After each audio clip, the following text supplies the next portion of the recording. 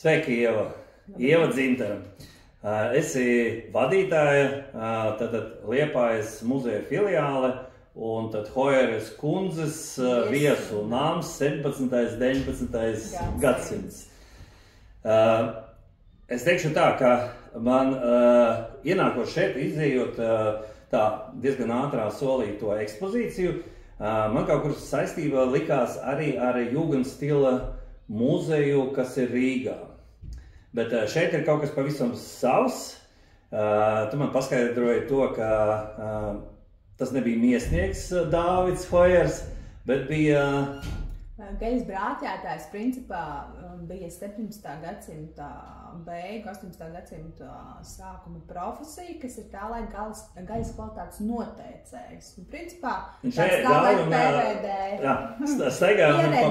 ierēdnis tā laika.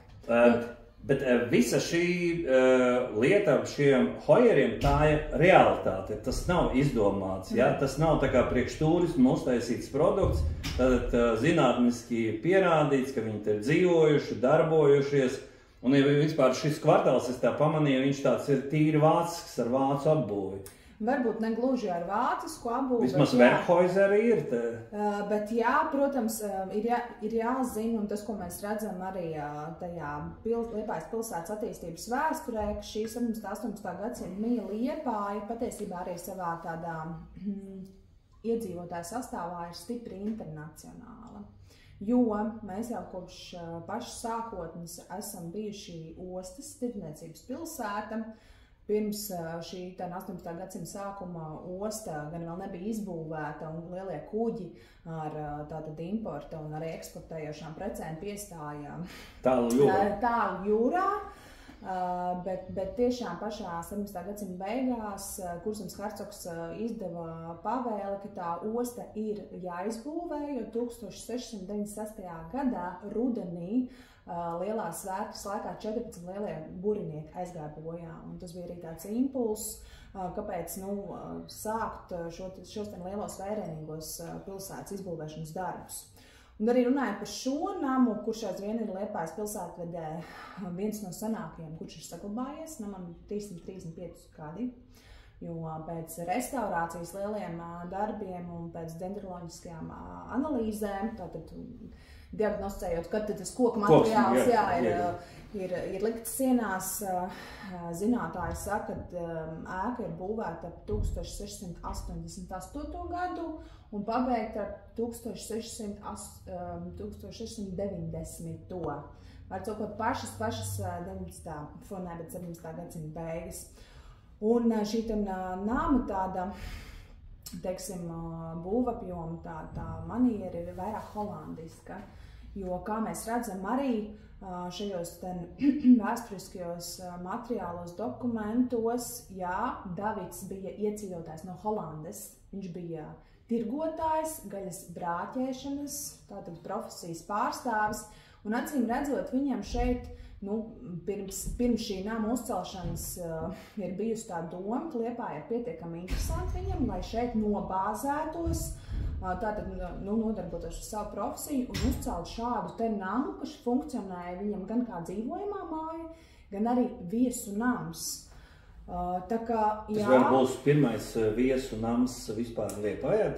Mēs īsti nevaram teikt, ka pirmais, bet to, ka mēs zinām, ka šis ir bijis viesu nams, tas gan ir fakts. Bet pirmais noteikti ne. Iebraucamajā nami, protams, ka tā laika. Gan arī katrā krogā bija, vai ne? Jā. Protams, bija vietas, kur varbūt nebija šeit viesu kambari, mūsdienu izpratnē viesnīcas numuriņi, kur kāds viesis par lielākām naudām varēja izgulēties vairākas naktis. Tā varēja būt vienkārši kroga telpa, kur cilvēks iebrauc, atpūšās, stadulās atpūtina zirgus, kaut ko apēd un dodās tālāk. Un vai šobrīd tam nosaukumam viesu nams ir arī funkcionāla nozīme, ja tas ir tikai nosaukumā? Šim nosaukumam ir šī vēsturiskā nozīme, kur mēs esam saglabājuši. Un patiesībā... Pa nakti nevar šeit palikt, jā? Šobrīd vēl nē. Bet padomā ir, jā? Bet padomā ir, jā, šī projekta tālākā attīstība arī patiesībā Un ja tās zvaigznes atkal sakritīs, tad kas zina, varbūt pēc kādiem, mazāk kā 10 gadiem mums izdosies arī šādu funkciju šim namam pievietot. Tas nozīmē, ka ir kaut kāds brīvas telpas šim, kas vēl nav apgūts? Kungiela 24, iekšpagalvā mums ir arī vēl viena ļoti sana ēka, kurā arī izskatās pēc avotiem šim namam piederoša saimnieciskā ēka, kur arī ir vīziju ziņā tāds attīstības projekts iecerēts, un ja mums izdosies to attīstīt, tad šajā ēkā varētu domāt tiešām par kaut kādiem fiziskiem viesu kambariem, kur tātad arī mūsdienu cilvēks apmeklējot interjeru muzeju varētu izgulēties tā laika noskaņā un atmosfērā. Jo patiesībā diezgan daudz apmeklētāji par šo iespēju interesējās. Un, protams, mēs kā muzejs, mums tas ir šobrīd būtu diezgan sarežģīti, jo kādiem būtu jābūt šiem nakšņošanas priekšnoteikumiem, lai mēs spētu pasargāt visus vēsturiskos priekšmetus, kas mums ir attiecīgi interjerā. Tas ir ļoti sarežģīti. Bet pasākumus rīkot šeit, saprotu, ka var. Tas tā kā visos tagad modernos muzejos ir kaut kādas saviesības un tā tālāk. Jā, un kas mums vēl ir unikālā lieta, ko mēs esam pēc restaurācijas šī muzeja atvēršanas arī saglabājuši. Mēs esam saglabājuši sākotnēju funkciju tādā ziņā, ka mums ir krogs pirmajā stāvā. Jā, to es pamanīju, jā. Ja cilvēks tātad Hojeru laikā ienāk kroga hallē, kur notiek dzīve, cilvēki ēd, cilvēki runā, cilvēki socializējās, slēdz darījumi, tad arī šobrīd šī funkcija ir saglabāta. Neskatoties to, ka viņš arī sperot kāju krogā, viņš sper kāju arī interjerā, tātad vēstures muzejā jau. Un arī šis gastronomiskais piedzīvojums un mantojums ir kā tāda diezgan konkrēta atsauce uz šī nama sākotni, tajā pašā laikā ļoti veiksmīgi adaptējam un tādu iedzīvinām arī mūsdienu cilvēkam. Es esmu šeit sakarā ar to, ka jūs esat ieguvuši pagājušajā gadā eksporta un inovācijas balvu 2023, ko pasniedz Latvijas Investīciju un attīstības aģentūra. Jūs paši pieteicāties, jūs atrada, tātad kā bija šis te process? Ja es nemaldos, bet es varu maldīties. Mēs paši no muzeja puses nepieteicām, bet, manuprāt, mūsu pašvaldība vai Turisma informācijas centrs nominēja. Tā kā jauns objekts? Vai jauns objekts, un šis turisma piedāvājums arī tādā Latvijas mērogā, nebaidīšos teikt, ir diezgan unikāls. Tā kā mēs tiešām strādājam, un šādu vietu daudz nav, un šeit ir ieguldīts milzīgs darbs gan restaurācijas ziņā, gan satura izveides ziņā, gan veidā, kā mēs šobrīd strādājam ar apmeklētājiem, ar viesiem, ka nebaidīšos teikt, man šķiet, ka tas bija pelnīt, un galvenais mums šobrīd noturēt arī to latumu un to interesi. Jā, es arī visiem klausītājiem un skatītājiem varu pateikt to, ka izejot to pirmā etapu, no tiem, kam ir alerģija pret putekļiem, tad viņu šeit nav. Parasti ir ļoti daudzās līdzīgās vietās tu ienāc, un tu redzi, tā ir ļoti daudz tā kā vecu mantu glabātuvi gandrīz vai. Bet šeit viss ir tāds, es teikšu, perfekcionistiski salikts un tiešām izskatās tā dišcildīgi, ka šeit kaut kāda mājkalpotāja noteikti ir. Kas ir reāli, jo tas uzreiz bija pamanāms, ka ir ļoti liela tīrība. Tad, principā, te var staigāt baltiem cimdiņiem un visam, kam varbūt arī šur tur drīkst pieskarties. Ja nevar nekam pieskarties. Nē, muzejs tomēr ir tā vieta, lai arī mums interjera vidē mums nav šo varbūt pierasto barjeru vai stikla vitrīnu, kurš muzeja ekspozīcijās mēdz zonē to apmeklētāju. Viss pieklājīgi ātrāk. Jā, bet mums ir tu ieeja telpā, kur principā nav norobežot nekādā ziņā, bet tomēr mēs aicinām atcerēties apmeklētājiem, kad mēs esam muzejā, un muzejā lietas neaiztiek. Mantas ir mantas, bet kas par viņām stāsta? Vai jums ir audioģiots, vai jums ir iekšēji gidi, kas stāsta? Jo tā jau izskrēja cauri, forši, bet viņi nav iedzīvināti. Tad vai ir jums kāds stāstītājs?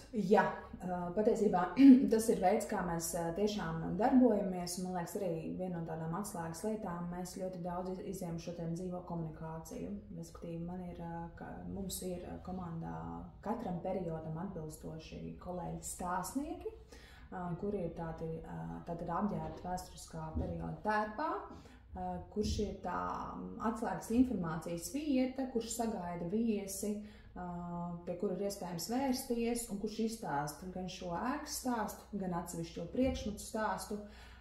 Un arī pirmā stāva ekspozīcijā mums neuzkrītošās vietās ir arī šie QR kodiņi. Ja cilvēks, teiksim, negrib iziet uz dzīvo komunikāciju, viņam ir iespējams pēc skenēšanas principa, tātad atslēgas lietas zem šiem QR kodiem ir ieskanētas. Par audio gidu iespējams tas arī varētu būt tāds nākotnes formāts, bet kas mums šobrīd ļoti labi strādāja, tiešām šie stāstnieki pirmajā stāvā, kurš te iepazīstina ar Hojeru stāstu, otrajā stāvā mani kolēģi, kuriem alter ego ir Stendera kungs ar kundzi, kuri arī dzīvā veidā tiešām komunicē ar apmeklētājiem. Ļoti jauni cilvēki, starp citu. Jā, mēs esam jauna komanda. Jauna komanda. Un kādās valodās ar jums var sazināt? Jo es saprotu, ja jau ir eksporta un inovācijas balva, tad eksports tur kaut kur jābūt, vai ne? Latviešu, angļu, krievu un nepieciešamības skatījumā nedaudz arī vācu un franču. Lietuvieši? Lietuvieši mums ir aizvien ļoti labi krievalodas pārzinātāji, un viņi arī patiesībā, kad viņi nāk un vēršās, viņi kaut kā aizvien automātiski pārslēdzās uz krievu valodu.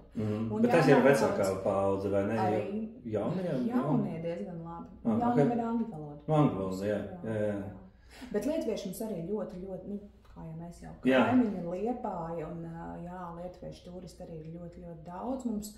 Tāpat kā mēs jūtam, ka pilsētā tie, kuri iebrauc no Nīderlandes, tiešām arī ir mūsu vācieši, francūži.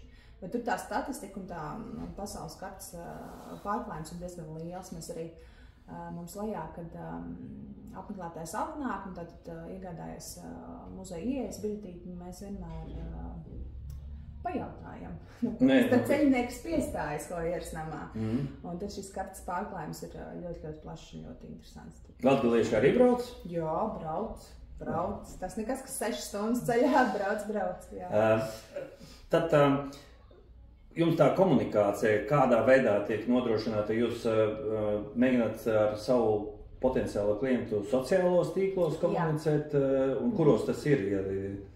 Jā, mēs ļoti aktīvi strādājam ar sociālajiem tīkliem. Facebooks?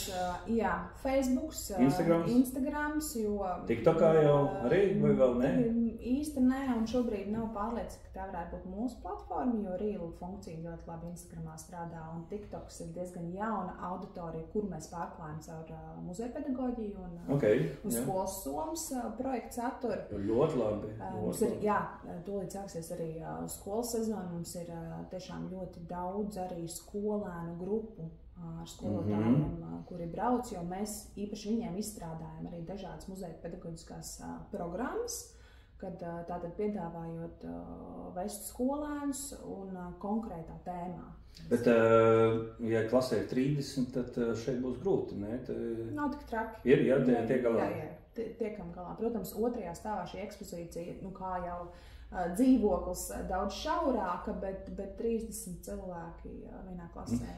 Ja cilvēki, teiksim, no Rīgas atbrauc, ar ko viņam jārēķina, cik ieejas biļete maksā un cik gids maksā? Jo es tiešām ieteiktu vienmēr ar gidu, jo ir kā ietaupa, bet pēc tam nekas nepaliek atmiņā. Jā, protams, tas stāstnieks, kā jūs minējat, tā dzīvā komunikācija un tas saturā padziļinātais vēstījums un tā informācija, ko tas cilvēks, tā pieredze, ko tu gūsti, paņemot to stāstnieku, ir daudz tāda foršāka un dziļāka nekā, ja tu individuāli. Jā, un tad ar cenām? Cenas mums ir ļoti demokrātiskas, manuprāt. Ieejas biļetīte klasiskā ir 3 eiro no personas. Stāstnieku pakalpojums ir 20 eiro. Neatkarīgi no tā, vai jūs esat 4, 10, 12. 15-30, tas ir tā kā... Tad jāatbrauc cilvēku 100 grupa, viņi neiet iekšā, bet viņš ar logu var stāstīt, ja? To var nopirkt, taču. Apmēram. Starp citu, mums ir bijuši precedenti, ka tiešām ir 80 cilvēku grupa, un tas, ko tad mēs šādā gadījumā darām, mēs dalam grupu daļās, 3 daļās, šai grupai ir 3 stāstnieki, un tad attiecīgi mēs rotējam gan visas, gan starp stāstiem, gan starp šiem stāviem. Tā kā, jā, parasti šādas vietas ir labā tādā, tāpat kā Piļu mūžu asociācija, un ļoti labi, ja draudzēties vēl ar kādiem līdzīgiem. Vai jums ir šobrīd jau nodibināts, ārpus Latvijas, varbūt kaut kur te pašā Nīderlandē un tā tālāk, kur var tos cilvēkus, ja jau to muzeju apmeklēt, tad šo jau arī vajadzīgs. Tā kā golfa cienītāji, tie arī brauc, vai spā cienītāji, viņi vienā vietā pabū, otrā, trešā, vai šādas jau ir sadarbības izveidotas, vai tās vēl tikai top? Nē, šobrīd es teiktu, ka tas tikai pamazām top, jo mēs esam vēl jauni, jo es varētu teikt, šobrīd mums aizvien turpinās tas pirmā viļņa punkts, ka mēs esam vēl jauni. Jā, vēl kaut kas jāizdara, lai varētu to... Bet, protams, ka mēs esam Latvijas muzeju saimē un attiecīgi cilvēki, un man liekas tā tendence arī Latvijā, gan tādiem iekšzemes kultūras patērētājiem, gan arī ārzemniekiem, protams, ka braukā pa tiem muzejiem. Un muzeji arī tagad ir, man liekas, Latvijā tik lieliski arī ļoti daudz pārveido ekspozīcijas un ir jauni projekti un tiešām finansējums tiek ieguldīt šajā nozarē, lai to apmeklētāju ieinteresētu, un lai tiešām, tas ir ne tikai kaut kur varbūt 7-10 gadu vecs sajūta, ko muzejs, tā nav interesanti. Tagad šobrīd Latvijā tā tendence un tā paradigma ļoti laužās, kas arī ļoti forši. Līdz ar to tas apmeklētājs, ja viņam ir interesē Latvijas Nacionālais mākslas muzejs vai, tur Jelgavā tornis, tad viņam noteikti viņš būs Liepājā un viņam interesēs arī Hojers nams.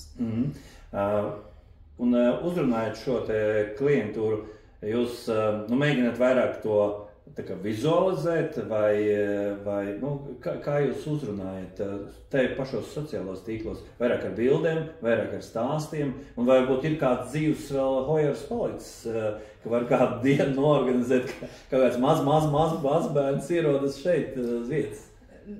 Par to tā teikt būs grūti, tur noteikti būtu nepieciešams pieslēgt vēl dziļākus pētījumus. Bet varētu vēl atrast? Iespējams, ka varētu, jo vēsturniece Šmita Edvarda ir arī tā, kura muzeja izveidas laikā un arī šobrīd ļoti cītīgi skatījās cauri Svētās Trīsvienības šo baznīcas grāmatu un ierakstus, kā vispār tā Hojera dzimta, kā tad viņi ir gājis tālumā. Bet līdz mūsdienām tur būtu nepieciešams vēl šie vēsturiskie pētījumi saprast, vai ir.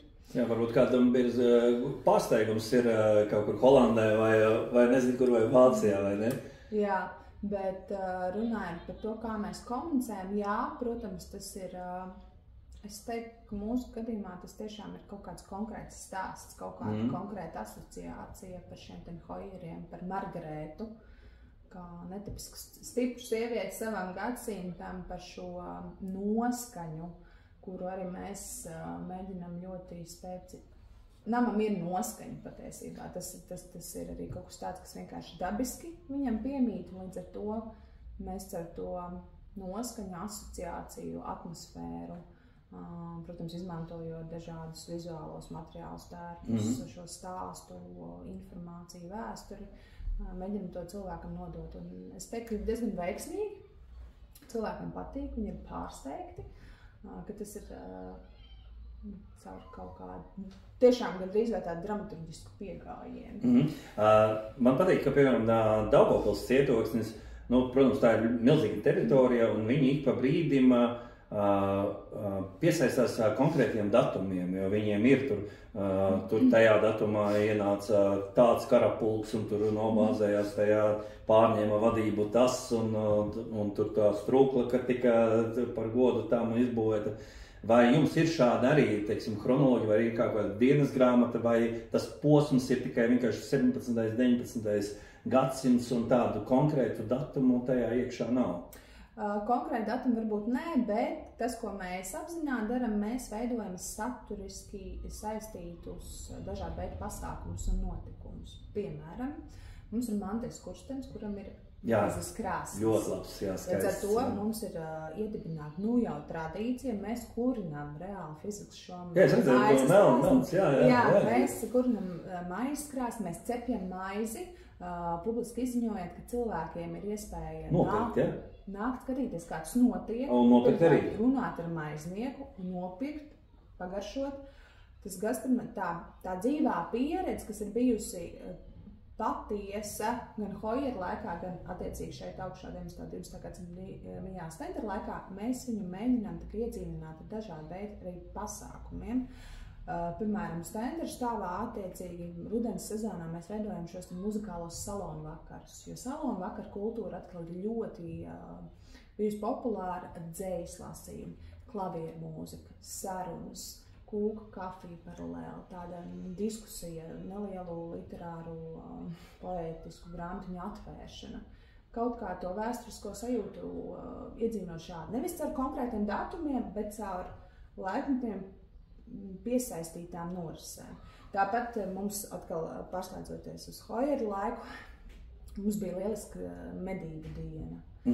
Mednieki nāca ar saviem suņiem stāstīja par šo medību tradīciju, kas bija ļoti populāra un ikdienišķa. Tātad Hojera laikā, mums bija medību trofeju izstāde otrā stāvā. Tāpat zivju diena, jo zivs tā laika ēdienkartē arī bija viena no pamatēdieniem. Viens no pamatēdieniem.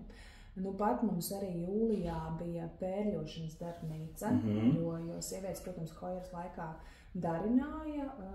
Pērle bija viens no dārgākajiem un viens no skaistākajiem tā laikā dārgakmeņiem, bet tās pērļu grotas bija, mēs uzaicinājām mākslinieci un arī tātad veidojām šo pērļošanas darbnīcu, ka lielajā Hojeras istabā dāmas sēdēja pie lielā Hojeras kalda, veidoja šīs rotas ar rokām.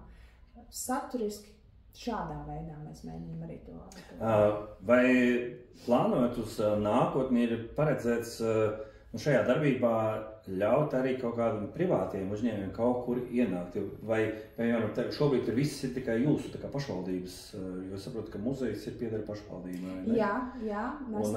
Vai ir plānots kaut kāds pāris uzņēmējdarbības ļaut, ka šeit ienāk arī tas varbūt nav tik nozīmīgi, jo, piemēram, mēdināšanas pakalpojumu mums nodrošina privāts uzņēmējs. Un ar naktsmītnēm arī varētu būt līdzīgi, vai ne? Jā. Jo jūs tikai skatāties, lai tie visi artefakti būtu.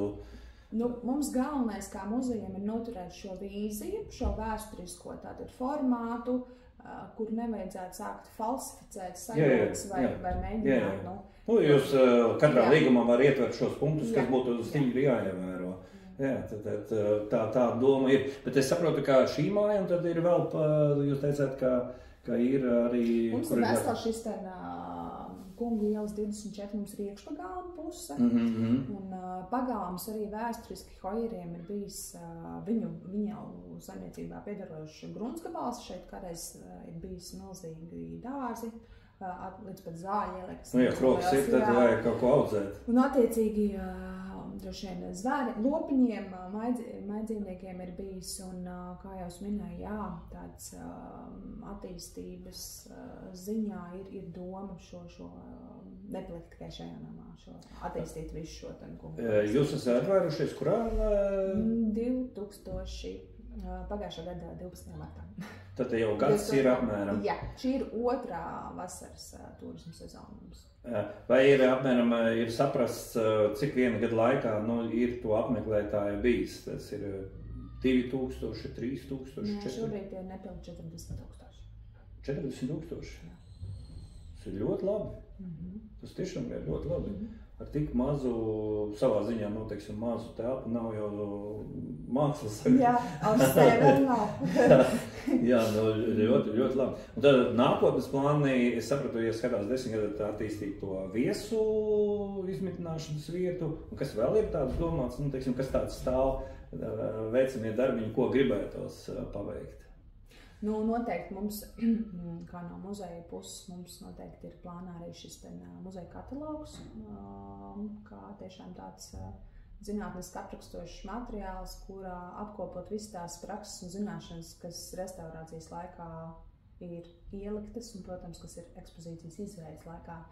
Jo šis nams arī tapa daļēji Covid periodā.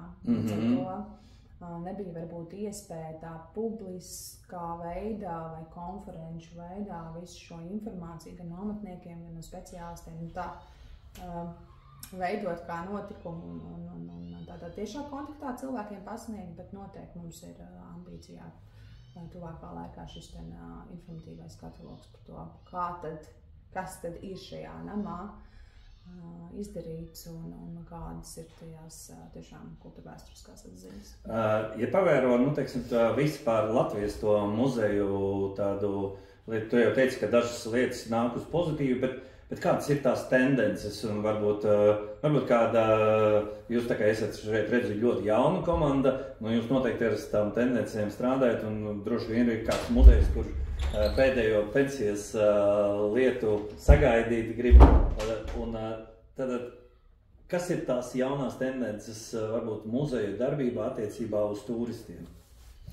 Es laikam teiktu, ka, man liekas, muzejs arī pamazām, kā ļoti daudz jomas, kļūst ar vien starpdisciplinārāks un to pieredzi, ko viņš dod cilvēkam vēsturisku faktu ziņā, tas veids, kā pasniedz, viņš ir ļoti plurāls. Jo lielisks piemērs arī ir pat izveidot Rīgas okupācija filiāles ekspozīcija, kur ir tātad ir vēsturiskais artefakts kā priekšmets, viņam klāt ir tātad pamat fundamenta lieta, kas ir anotācija, kas ir informācija. Tad ir noskaņa asociācija, kas ir vidē, skaņā, noskaņā, un tad vēl ir emocionālā dramaturģija, Lauris Kunders, kurš šeit man liekas, tas arī tik interesanti, ka tas muzejs, viņš apauga ar šo dažādiem šiem instrumentiem, lai tā vēsturiskā patiesība vairs nav tikai tāda divdimensionāla, kaut kur nolasām, izlasām kādā vēstures grāmatā vai brošūrā, bet viņa ir jau tik ļoti apaudzēta. Arī virtuālā realitāte. Jā, lai tam cilvēkam tiešām to informāciju tādu paliekoši. Tad, principā, es saprotu, ka jaunā paudze nāk ar šo te iespēju daudz tuvāk pietuvoties, jo es atceros, ka ļoti daudz muzeja darbinieki katru turistu uztvēra, vecāku paudze uztvēra, ka tas ir naidnieks, jo viņš var kaut ko sabojāt, viņš kaut ko var, bet šobrīd jau loži vien tās tehnoloģijas ir tā attīstījušās, ka ļoti daudzas lietas var pasargāt, lai gan viņš ir diezgan tuvā attālumā no šādi. Vai ir kaut kādas lietas, kas šeit jau ir ieliktas, kas citos muzejos vēl Latvijā nav? Vai principā tā ir klasika šobrīd šeit, tāda moderna, mūsdienīga klasika? Es nezinu, vai klasika.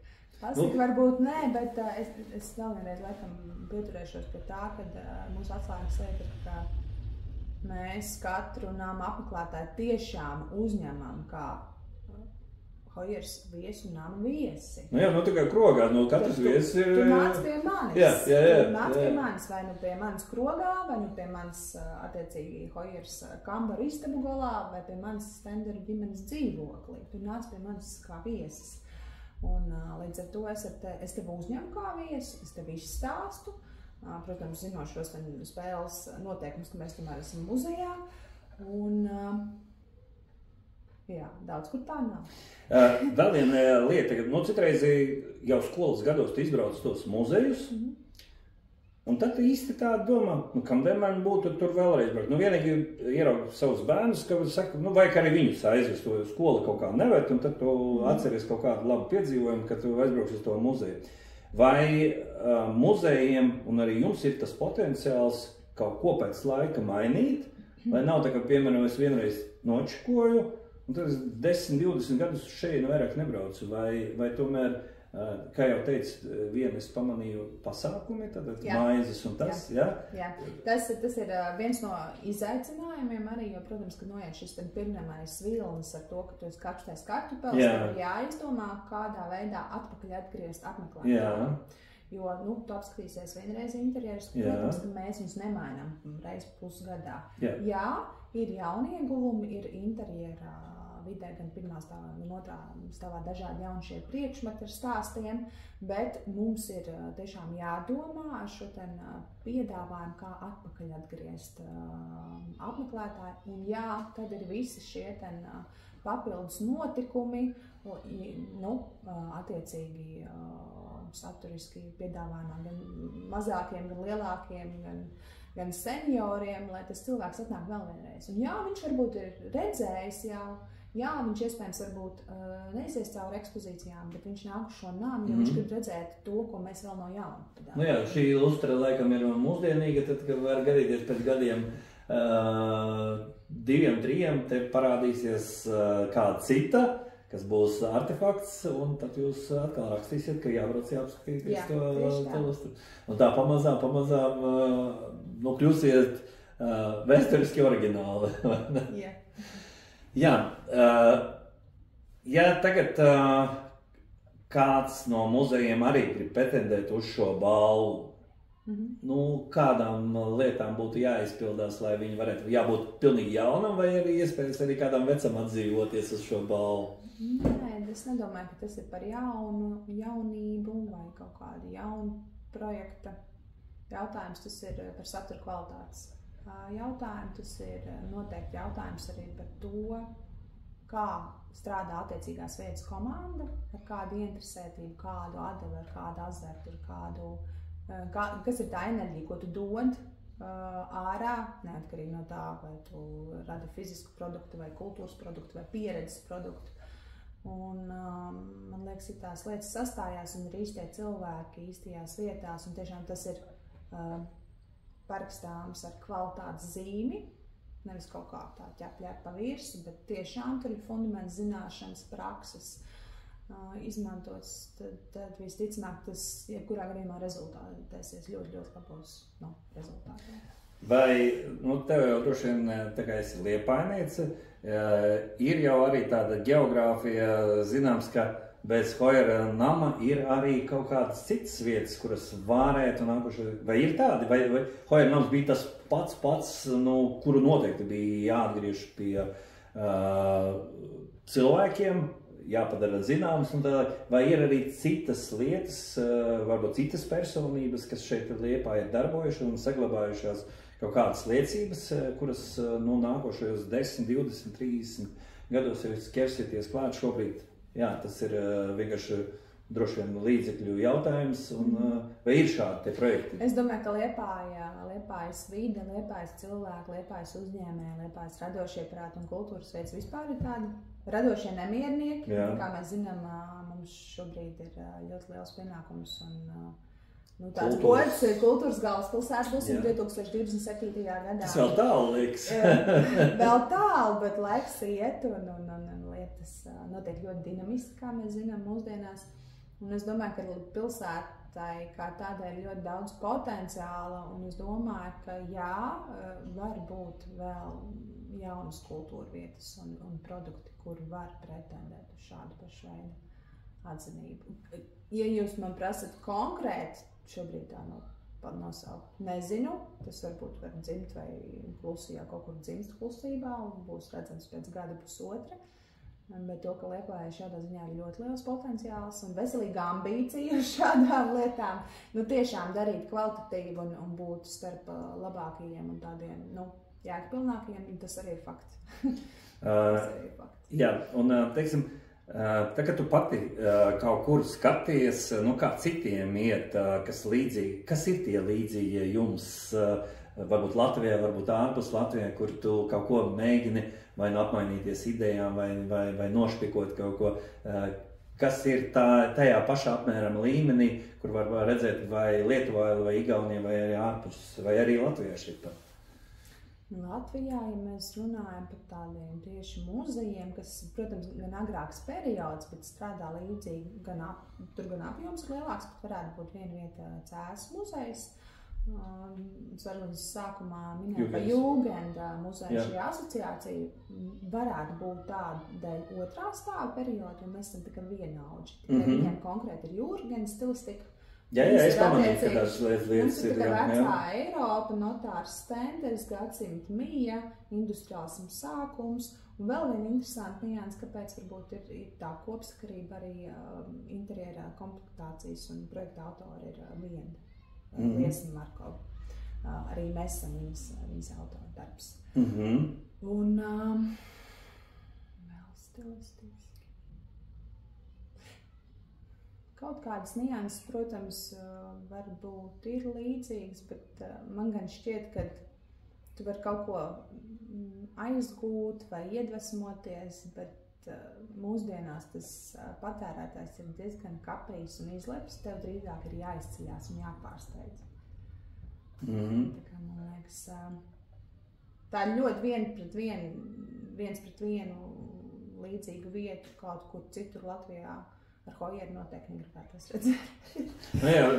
Noteikti, jo mūsu interesēs, protams, ir uzzināt apmeklētāji no Latgales atbraukt pie mums, nevis kāds kaut kur tajā galā piedāvāt kaut ko tādu. Ja runā par gaļas kvalitāti, šodien Liepājā uzzināja, ka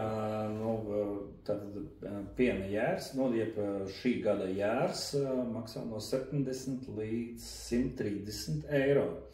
Tāda ir tā cena. Vismaz es biju iebraucis vienā vietā, man nocauca, ka vesels jērs šī gada maksā no Holandes un šķirna no 70 līdz 130 eiro. Tā tīra laba cena, kā teikt.